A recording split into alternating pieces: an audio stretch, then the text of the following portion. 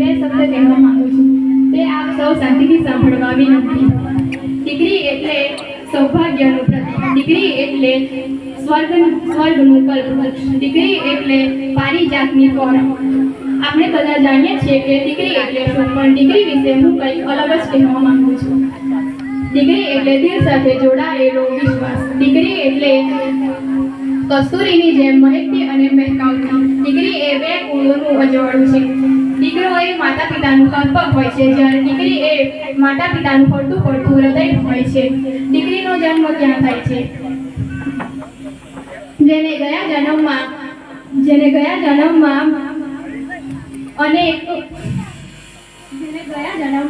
અનેક પુણ્ય કર્યા હશે ને એના ઘરે જ દીકરીનો જન્મ થાય છે। એટલે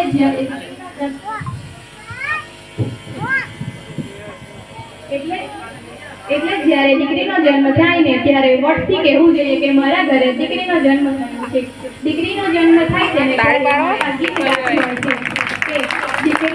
તુલસીનો એક ચારો મારા આંગણિયામાં શોભે રે, જોઈ મારી લાડકડીને દિવસ મારો ઉગે રે, જોઈ મારી લાડકડીને દિવસ મારો ઉગે રે, આંગણી પકડીને મારા પગલે પગલું ભરે રે, ઘડપણનો સહારો દીકરી મારી કાલે બનશે રે, ઘડપણનો સહારો દીકરી મારી કાલે બનશે રે, ખોળે આવી લાખો તું ખુશીઓ લાવી રે, મારા ઘેર દીકરી આવી રે, મારા ઘેર લક્ષ્મી આવી રે, મારા ઘેર દીકરી આવી રે, મારા ઘેર લક્ષ્મી આવી રે।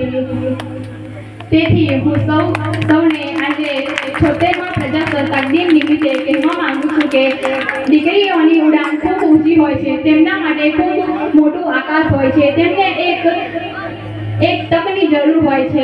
એમને જો એ તક આપવામાં આવે તો એ ગમે તે સિદ્ધિ પ્રાપ્ત કરી શકે છે, તેથી તેમને એ તક આપવી જરૂરી છે। તેથી હું અહીં ઉપસ્થિત દરેક દીકરીના માતા પિતાને વિનંતી કરવા માંગુ છું કે તમારી દીકરીને ખૂબ વધુ ને વધુ અભ્યાસ કરાવવો જોઈએ, કારણ કે દીકરી એ પોતાનું જ નહીં પરંતુ તેની સાથે તેના પરિવાર, તેના ગ્રામજનો, તેથી અને તેના સસરિયા, તેના પિયરનું પણ નામ રોશન કરે છે। એમ તો દીકરી વિશે કહેવા ઘણું બધું છે, પણ હું સમયને ધ્યાનમાં લેતા વધુ ના કહેતા મારી